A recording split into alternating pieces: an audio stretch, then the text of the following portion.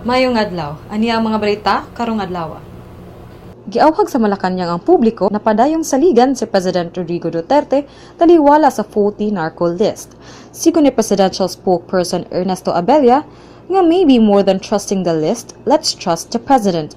I mean, after all, he has publicly said, I made a mistake, I apologize, I'm sorry.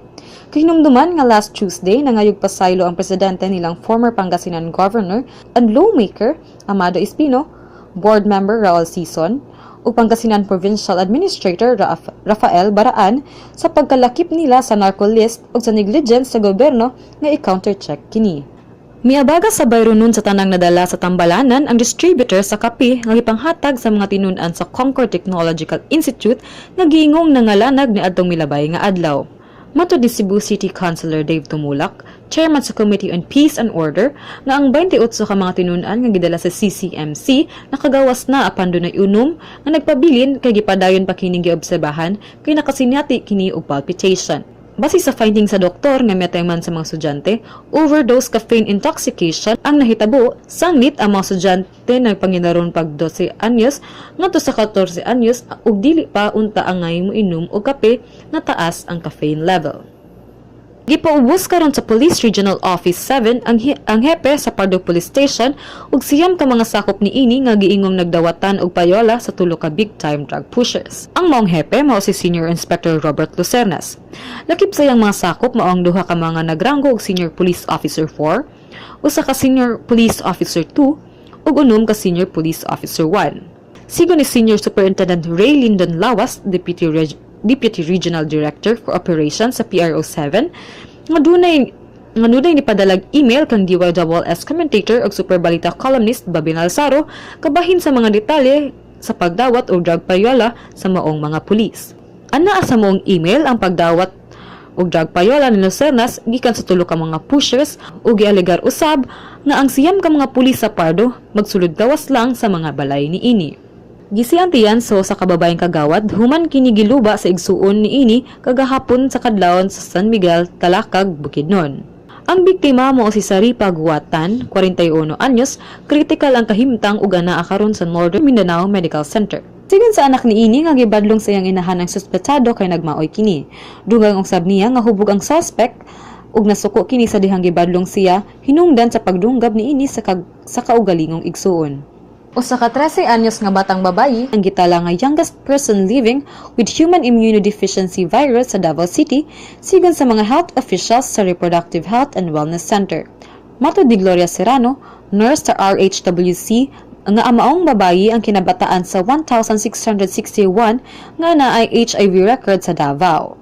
Dugang niya nga gikan ang bata sa Baguio City ug anaa lang karon sa Davao para magbakasyon. Gidala sa mga iyaan ang bata sa tambalanan aron ipa-check up kay nabantayan nila ang aduna kini rashes sa tibuok niyang kalawasan. Ani ang mga balita gikan sa ubang parte sa nasod, Star Bacolod, Sunstar Baguio, Sunstar Pampanga, Sunstar Cagayan de Oro, Sunstar Davao, Super Balita Davao, Sunstar Cebu, Super Balita Cebu.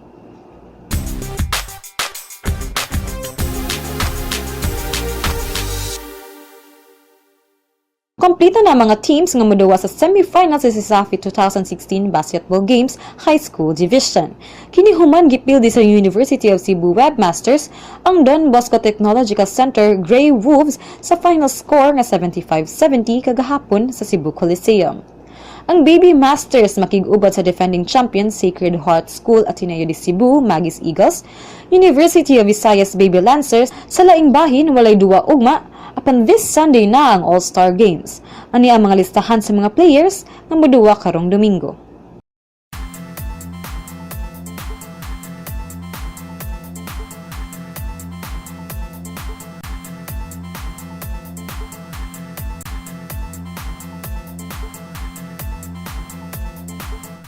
Ang CISAFI All-Star Games makita gihapon via live streaming sa cisafi.sunstar.com.ph.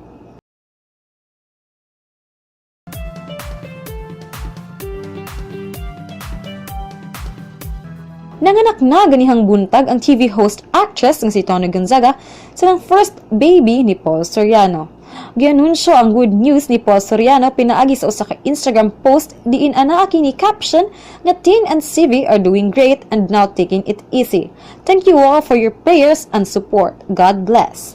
Gipanganlan nila ang ilang bibi og Severiano Elliot Gonzaga Soriano o CV nga migawat ganihang 5:32 sa buntag ug may timbang nga 7.2 pounds.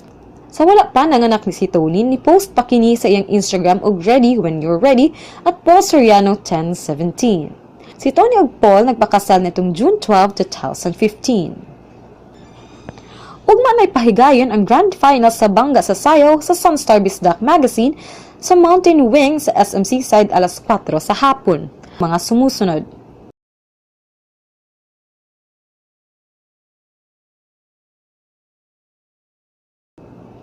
Ang champion team makadawat og 50,000 pesos, 30,000 pesos sa first runner-up, ug 20,000 pesos sa second runner-up.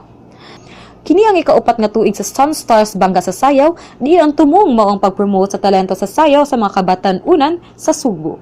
Kung malisod kamo og adto sa SMC side, mahimo gihapon kamo mutan-aw sa competition via live streaming sa www.sunstar.com.ph. Here are the lotto results. Alang sa dugang pang updates, bisitaha ang www.sunstar.com.ph, follow us on Twitter, Facebook, and subscribe to our YouTube channel. Ako si O'Hara Manlosa, o kini ang Sunstar Pilipinas.